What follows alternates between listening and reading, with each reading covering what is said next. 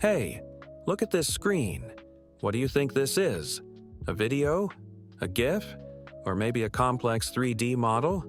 Nope, it's code, and it's running right inside Flutter.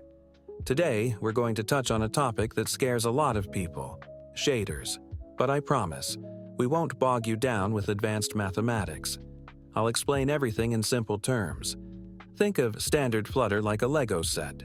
You take ready-made bricks, container, row, button. But shaders are about painting. We take a blank canvas and tell the computer exactly what color to paint every single pixel on the screen. This lets us create water effects, fire, or galaxies like this one, and it'll run super fast even on old phones. We're going to write everything from scratch. Let's go. Create a project and open it. First, we need to tell Flutter that we have a shader file. It's just like connecting an image or a font. Go to pubspec.yaml. Find the Flutter section and add a shaders subsection. Specify the path to the file we're about to create. Watch your indentation. It's YAML and it's picky. Now, in the root of the project, create a folder named Shaders, and inside it, a file named galaxy.frag. The .frag extension stands for fragment. Open galaxy.frag. We're about to write some GLSL code. Don't panic, it's very similar to Dart or C++. You don't necessarily need to understand it deeply. You can download ready-made shaders or try generating them with AI. The shader from this video, as well as all the code, will be at the link in the description. Let's break down exactly what's happening inside the shader file so you understand the logic instead of just copying code. Broadly speaking, this scary-looking file is divided into just 5 understandable stages. Imagine the shader is an artist who has to paint one tiny pixel on the screen, and here are the instructions they follow. The first stage is gathering the tools. At the very beginning of the code, we see lines starting with the word uniform. This is data we sent from our Dart code in Flutter. The uSize variable handles the screen size so the artist knows the canvas boundaries, and the uTime variable tells us how much time has passed since launch. Without this data, the picture would be squashed and completely static. The second stage is preparing the canvas, or normalization. This is a critical moment. Look, screens are different on different phones. Some are 1,000 pixels wide, others 2,000. If we draw using these raw numbers, the image will behave unpredictably. So, we take these huge coordinates and mathematically transform them into a neat square, with a range from -0.5 to +0.5. Thanks to this, the center of our galaxy always lands right in the center of the screen, whether it's an old Android or a new iPhone. The third stage is setting up the camera and movement. We aren't just drawing a flat image, we are simulating spaceflight. There is a block in the code that takes the current time and uses it to move our virtual camera forward through space. We also add a slight rotation to make the flight look more dynamic and interesting. The fourth and most substantial stage is the main rendering loop. This is where the magic of turning a flat screen into 3D volume happens. We use a layering method. Imagine we are painting 10 semi-transparent layers of glass, one after another. Inside this loop, a special fractal formula is at work. It acts like a kaleidoscope. It takes a point in space and repeatedly reflects and distorts it. Where the math gives high values, we get thick clouds and stars. Where the values are low, we get emptiness and darkness. And the fifth, final stage is coloring. After the loop finishes, we only have information about brightness, essentially a black and white image. In the final lines of code, we turn this brightness into real color, adding blue and purple hues, making the center bright and darkening the edges for depth. And the very last command, frag color, is the moment the shader finally tells the screen, "Hey, this specific pixel needs to be dark purple." That's the logic.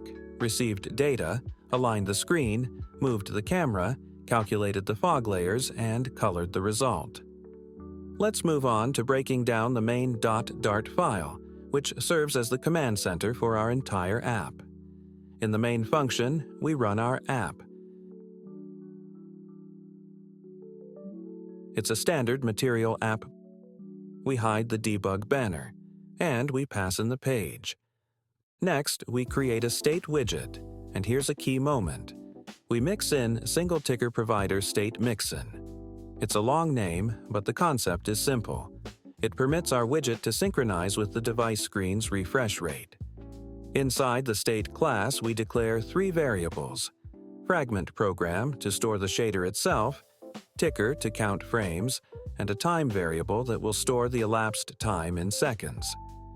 In the initState method, we kick off 2 parallel processes. First, we trigger the asynchronous loading of our shader file from assets. Here's what our method looks like. It calls from asset and updates the variable inside setState. If there's an error, we print it.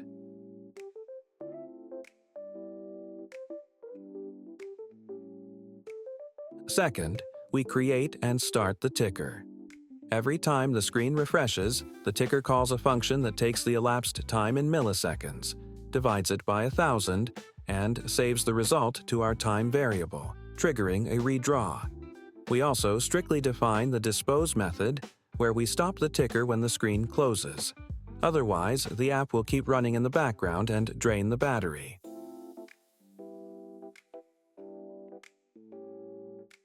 In the build method, we construct the interface. Since loading the shader takes a split second, we add a check. If the program hasn't loaded yet, show a spinning loading indicator.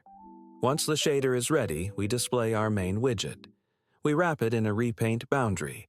This is a special optimization barrier that tells Flutter to repaint only the contents of this widget without affecting the rest of the interface. Inside, we use Custom Paint, passing in our special artist, the Shader Painter class. We pass the shader itself via the Fragment Shader method, as well as the elapsed time. We don't have this class yet, so let's create it. The Shader Painter class is where Dart passes the baton to the video card. It inherits from Custom Painter. We add the parameters we just passed and create a constructor. In the Paint method, we take our loaded shader and start feeding it data. The order here is critical. Remember that in the shader file, the size coordinates came first. So, at indices 0 and 1, we pass the width and height of the current canvas. Next came time. So, at index 2, we pass our current time value. Then, we create a brush, paint, assign this shader to it instead of a solid color, and call drawRect, stretching the rectangle across the entire screen.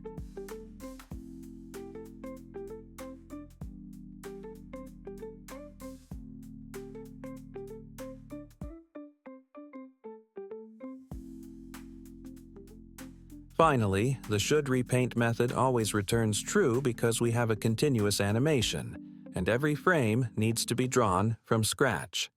Let's run it. Look, we see a black screen momentarily while the file loads, and then beauty appears. We are flying through a fractal universe. Try changing the speed in the code, or the color. This app runs super smoothly because the phone's video card, GPU, is doing all the heavy lifting, not the processor. Why do you need this? Imagine a background like this on a login screen, or on a premium subscription card. It creates a wow effect that makes your app stand out among thousands of other boring programs. I've left all the code in the description. Just copy it, paste it, and feel like a wizard.